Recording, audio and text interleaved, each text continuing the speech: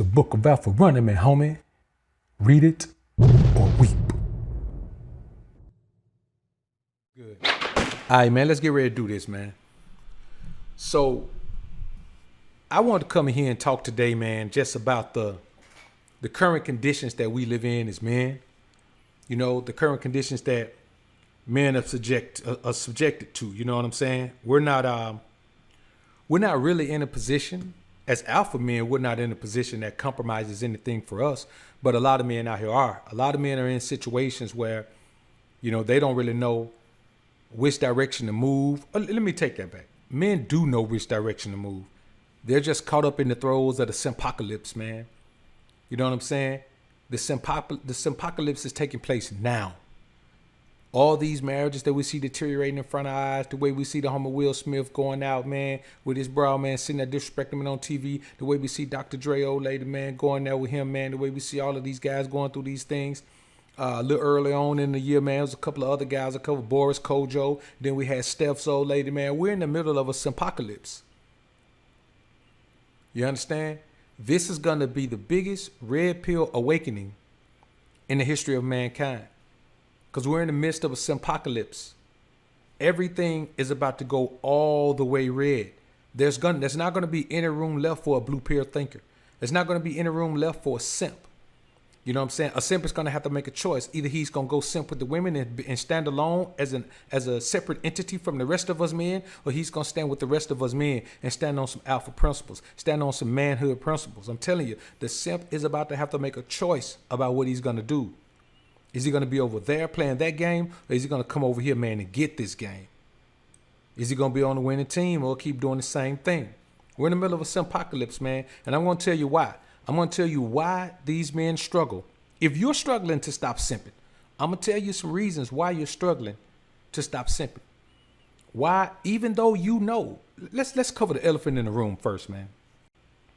This whole concept, I had someone say to me, man, in a comment that the reason why men can't embrace this ideology is because of the brainwashing they got when they were growing up. I'm going to say to all you men right now, if you still use that as an excuse, that's the main reason you can't stop simping. Because you keep giving yourself an excuse to be a simp. Man, you're a grown man. Since you've been alive, since you've been an adult, man, that rhetoric has not even been pushed. Many of you, man, if you're a young man, if you're like in your 20s, man, you never got that rhetoric. If you're in your 20s, the internet has been around since you've been old enough to know what the internet was. So this information has been here. There's no way you could be in your 20s. You could be 21, 22, talking about, man, you grew up and being taught to be red pill. Ain't no way. You saw too much information to the contrary of that. You've seen too many things to the contrary of what you've been taught. It's kind of like if somebody's telling you that ants don't bite if you step in an ant bed, and everybody you ever seen step in an ant bed got bit by ants. Are you going to go step in an ant bed because your mama told you ants don't bite? No. The main problem with being a simp is that you keep telling yourself that it's other people's fault that you're a simp. You keep saying your mama taught you to be a simp, or your daddy didn't teach you how not to be a simp. Man, let me tell you something. As a man, you have the innate capacity to not simp. It's in you. You have to fight against the innate capacity in you in order to be a simp, especially to be a full-time simp. So we're not going to use the excuse of what you were taught or how you were brought up or how you were raised. Come on, man. Those days been gone. Those days been gone. To use that excuse, man, you got to at least be 30. If you ain't 30, that excuse, you weren't taught that. There's no way you 18, man, and you were taught to be a simp. No, you weren't taught to be a simp. Now I'll tell you what you were. What you were is overly influenced by your mother and your grandmother and the other women around you. Let me tell you what happens in a home because the number one reason, that was just the precursor, blaming it on the past. But let me tell you something. The number one reason why men can't embrace masculinity and embrace alpha energy and embrace the mindset that it takes to be a man about things is this. When you grow up in a single parent home with your mother, your father is a criminal. I'm not saying your father is really a criminal. I'm saying he's painted out to be a criminal. He's painted out to be a man who doesn't want you. He's painted out to be a man who bailed on his family. He's painted out to be a man who bailed on his responsibility. He's painted out to be this. He's painted out to be that. And let me tell you something right now, man. Just because you put a child in a woman don't mean y'all a family. Sometimes you put a child in the wrong woman, and that's a mistake. You made a mistake, and you can't compound your mistake by trying to stay with a mistake. Staying with a mistake is like making the same mistake over and over again. So when guys say, man, you put a child in that bed, no, the problem is not that you abandon your family. The problem is that you didn't make a better judgment call about who you laid down with and put a seed in. It's like saying if a woman married and you get her pregnant, you supposed to stay with her. Well, how you gonna do that? She married to another man. How you gonna do that? So when these guys say things like this is a case-by-case scenario. But when you were a child, if your mother was the only one around, man, let's say your father was in prison, or let's say if your father just, man, if your mother made it like pulling shark teeth with pliers for your father to take his responsibility, man, I don't blame him for falling back, man, and just sending money.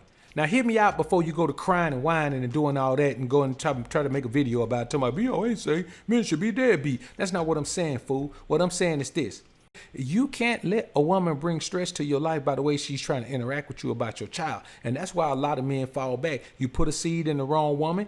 She's volatile. She's hateful. She's spiteful. She's vindictive. And what are you going to do as a man? Keep butting your head against a wall thinking you're not going to crush your skull? No. Eventually, man, you're going to get tired of getting knots on your head, getting Flintstone lumps on your head, and you're going to fall back. You're going to go ahead and build a life so when your son becomes older, you'll be able to have a life for him and say, man, now it's time you be a man. You can always pick up with a child, bro. As long as you there, as long as you can deal with it, you there. But then when you can't, it's a woman's responsibility to make sure she makes the interaction with her child's father pleasant. We as men have been taught in this society that it's our job to make everything flow smoothly. It's our job to make sure that everything is copacetic. It's our job to smooth out the emotions. When the hell? Show me somewhere, man, in the word of God where you say, man, it's our job to smooth out the emotions. So show me anywhere where a man has ever attained any level of success in life by smoothing out the emotions, by even dealing with the emotions. See, this is the thing. When you grow up in an environment that's predominantly female, you're gonna be more feminine than you would if you grew up in an environment that was predominantly masculine. It don't matter how tough you think you are. It don't matter how gangster you think you are. It don't matter how much of a player or pimp you think you are. If you grew up around women, you have some feminine tendencies, and most of them are gonna show in your emotionality. The way you handle your emotions, the way you respond to emotions, how open you are with emotions, how volatile you are emotionally. All of these things are going to take place. And the number one reason is because you grew up in an environment where from a young age, you're taught that men are, there's always something bad about them. You know what I'm saying? They killing each other. They doing this. They going here. They doing that. And then you turn on your TV and you see a man get choked out by a cop on your TV or on your computer, or wherever you're on your phone. And then you're looking like, man, black lives don't matter. Black men lives don't matter. But let me tell you a part of this that everybody forgets. Think about the confusion. I want y'all to think about this because I've never heard anyone speak on this. I think I may have spoken on it once. Think about the confusion of a young boy who's a little boy and women absolutely love him. They can't keep their hands off of him. They're always kissing on him, always picking up on him, always toting him, always talking about how cute he is, always talking about how handsome he is, always talking about how he gonna be a heartbreaker, always talking all that. He can put his head on a woman's dress. He's so managed. He can put his hand down on a woman's shirt. He's so managed. He can get away with whatever. They treat him like a prince. Then he gets to a certain age and the light switch flips. Now he's just another nigga. Think about how challenging that is for a man to get over, especially when there aren't any men around you and you've been relying on your connection with these women your whole life. And now suddenly they view you like they view every other man. All that love and affection that they showed you before is gone. Now it turns into angst. Now what do? You do what you can because you're in that environment. You'll be amazed at how many calls I get from guys, man, how many consultations I get from guys who still live at home. They're at the precipice of adulthood and they're ready to make their move and get out of that, man, but they got to stay there for a little bit longer, man. Now they're becoming men under the thumb of their moms and they want to know how to get out of that situation. You understand what I'm saying? You know, all you can do in that situation, man, that's when you first start learning to manipulate a woman's emotions and make her respond and do whatever you want to do. You start that with your mom. You know what I'm saying? If you could do that with your mom, then these women out here don't stand a chance. Men got to stop convincing themselves that your manhood journey is incomplete without a woman. If you can't complete your manhood journey, complete your alpha journey without a woman, then something's wrong with you, man. You got some things going on in your brain, man, that aren't really matriculating to the source of your wisdom. And you're simply just flying by the seat of your pants out here, man, chasing these women, man, and giving them all these rewards. But it comes from that time in your life when you were under your mom's thumb and you had to figure out a way to keep the peace with her. So what you do, you cater to her. But you forget that it's a temporary thing. And when you get into the world, the hard way is the alpha way. That's the hard way. This ain't the easy road. You know what I'm saying? Just like in the game, man, pimping ain't easy. You know what I'm saying? Man, pimping to blow your wig back, man. You had to have a different mindset. Every man can't do that. Just like every man can't do this. A lot of men talk bad about pimps, but if they could do what pimps do, they wouldn't talk bad about pimps. They do it. Any man who had the capacity to do what pimps do would be doing it. He would be dealing with women from a pimp perspective. A lot of men can't. Same thing about this alpha thing. A lot of men can't do this. A lot of men can't view the world from this perspective. They can't wrap their mind around these concepts. So what do? Instead of saying, man, I can't get with that, they try to tear it down. They try to act like it doesn't exist. The greatest trick of the beta male is try to make the world think the alpha male doesn't exist. Greatest trick of the beta male. When you think about that, man, you get out here in the real world and you remember how good that worked for your mom, and you get out here, you be like, man, you know, trying to do it like a man, it's hard, man. Let me just cater to these women. It worked for my mama, and then you get out here and you start dealing with these women like you dealt with your mom. You cater to her. You do whatever they want. You do whatever they want you to do to keep the peace. Whatever you need to do to keep the peace, and then keeping the peace goes into keeping her around, because then you get emotionally caught up. If you treat a woman like your mom, then your emotion will get caught up like they caught up with your mom. You treat a woman how you want, the way you want to interact with her is the way you treat her. See, so then you end up convincing yourself that your manhood is not complete without a woman. And then you stuck. When you convince yourself that your manhood cannot be complete without a woman, man, these guys, man, who build a wonderful life for themselves, they be sitting around talking about, man, you know, man, I just feel like I need to share it with somebody. Okay. Ask Dr. Dre how sharing it with somebody feels. Ask Michael Jordan how sharing it with somebody feels. Ask Tiger Woods how sharing it with somebody feels. All these guys who thought they need somebody to share it with, guess what? They shared it with somebody. 50% of it. Even Jeff Bezos, he bounced back, but ask him how sharing it with somebody feels. That's what happens when you feel like you need to share what you built with someone. You don't share what you built with someone. You build it for yourself. You let someone come and enjoy it as long as they're able to enjoy it, as long as they impress you enough to be in your company to enjoy it. That's how you do with what you build. You don't share it.